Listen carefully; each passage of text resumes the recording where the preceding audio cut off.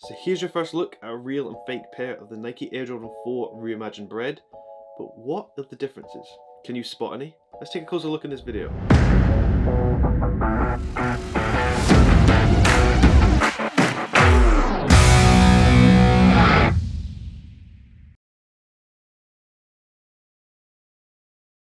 Hello and welcome back to the channel. Today I'm taking a look at two pairs of Nike Air Jordan 4s in the Bred Reimagined.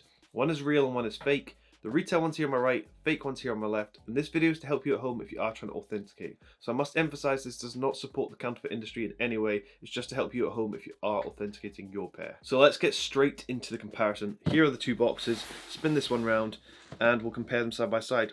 First thing to note, the box lid colors are different. So if I show you from above, you can see the box lids are actually slightly different colors. Maybe if I hold them up to the camera, you'll be able to see it as well. The retail one here actually slightly has a more blue hint to it. I know it's going to sound strange, but I promise you the differences in color is actually quite easy to see in person. It's a much lighter gray on the fake one in person compared to the retail one here. In terms of the logo on top, what I would say is the fake one is raised up a tiny bit compared to the retail one. The retail one's completely smooth with the box lid, but the fake one is actually raised, so you can actually feel it as you rub your finger over it. Obviously I can't really show that on camera, I can just tell you by feel. But then we'll spin the box around, take a closer look at the labels. So as you can see from the labels, they're actually pretty close. I'm actually quite amazed about how close they are. However, there are slight differences. If you look at the color where it says black fire, red cement, gray, and look at this on the fake one, you can see it's actually slightly smaller on the fake one compared to the retail one. They haven't based this on a US label, which I'm a bit surprised by. It doesn't have any US pricing label on the side or anything. But if you take a closer look at some of the details, you can see the font size is actually different from retail to fake. But I would say the labels are pretty close. So if you want to pause the camera and take a closer look at your label at home and compare it to the ones on screen, I would, because they're very close indeed. But let's open the two boxes, because we want to see the shoes, don't we? Let's open up the fake one first. So one of the shoes is exposed and one's covered, as you can see here. Open up the retail one, and the paper covers both of them, as you can see, but we'll open them up, take a close look at the shoes. So here are the two pairs. Can you spot any differences straight away? They look pretty similar. Let's dive into some of the details. So the first thing we're going to look at is actual leather quality on both of them, especially on the toe box. So I'll hold these up to the camera and hopefully you can see the difference on the camera. So as you can see, the fake one here has gone for a much more tumbled leather appearance, which is actually like a fake tumbled leather on the toe box, compared to the retail one here, where you can see it's a lot smoother. It does have a little bit of tumbling on it, but it's not as obvious as it is on the fake one. The fake one, the leather quality isn't there. It's very obvious to see. The actual leather quality on the retail pair is pretty good, and it's very smooth and nice, compared to the fake one where they're just trying to fake the tumble leather and the appearance just looks all wrong. Sticking with the toe box, if we take a closer look at the actual shape of them as well, you can see the retail one here is perfectly rounded towards the toe box, whereas the fake one, the shape is a little bit off, as you can see from the material cut. It looks very different from retail to fake if I hold them up side by side.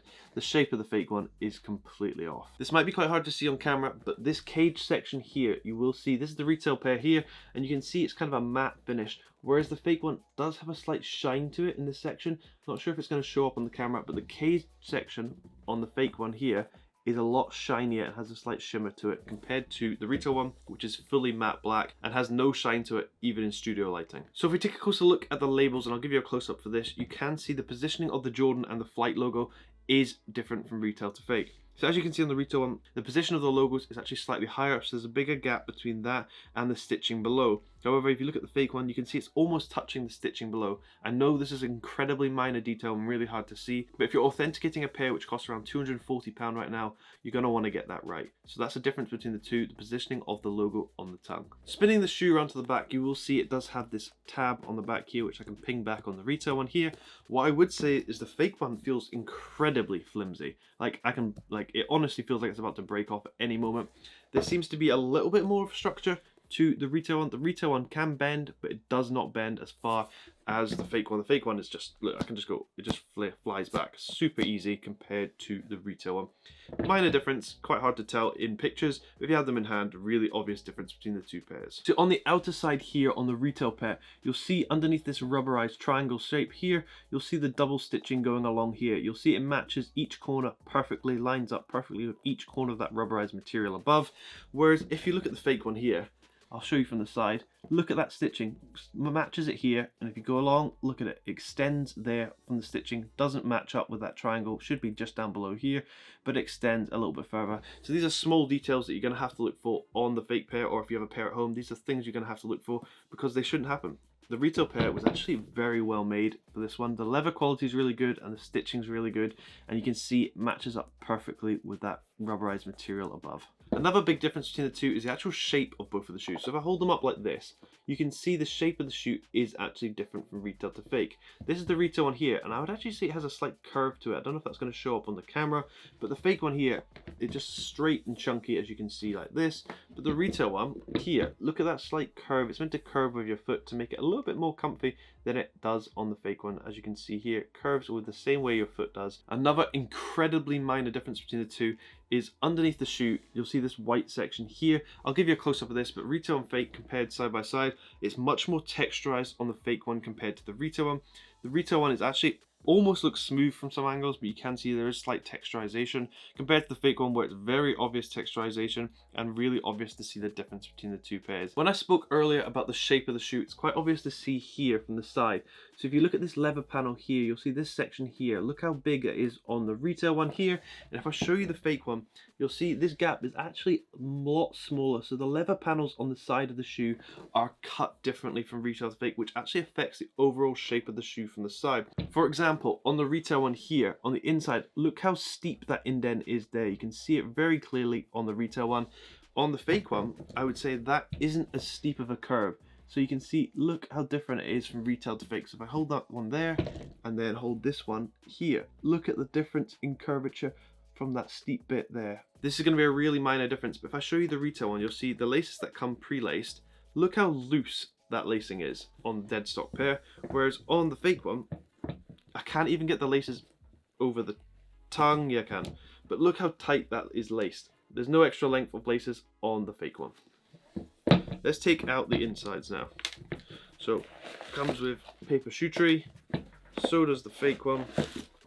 Well, barely. Look at the difference. Retail one is this humongous thing compared to the fake one, which is barely any paper at all. But let's take out the insoles from both. Retail one comes out really easy. So does the fake. And we can compare these. Weirdly enough, I've not worn the retail one, and you can see almost looks like it's been worn. You can see little clumps on it, whereas the fake one doesn't have that and has this sticker here as well, which the retail one does not have. If we're looking at differences though, and we look closely at the logos of both pairs on the bottom, you can see a difference in font text sizing comparing them side by side. The fake one, the air text, is a lot thicker compared to the retail one, and also if I hold them up, I would actually say the color difference is quite easy to see in studio lighting as well. Spinning the insoles upside down, you'll see the indents on the fake one are a lot more indented than on the retail one, and they've also got the coding on the bottom incorrect. So on the left shoe, you will know it does come with a Nike Air hang tag, as you can see here. What I would say on the retail one compared to the fake one's actually made up of a different material, so it doesn't have a glossy look anyway. It's matte finished on both sides, as you can see here. Hopefully it's going to show up on the camera, but the retail one is a lot, look, you can see the shine. Look how shiny it is compared to the fake one. The retail one's a lot shiny. It's shiny on both sides, as you can see here. But hopefully this video has helped you if you are trying to authenticate your pair, because this pair has just come out and they're very close already, but hopefully it is helping you. But thank you very much for supporting the channel. If you could please like and subscribe, it helps the channel grow, helps me do more videos like this to help you at home. Thanks for watching. I hope you have an amazing day.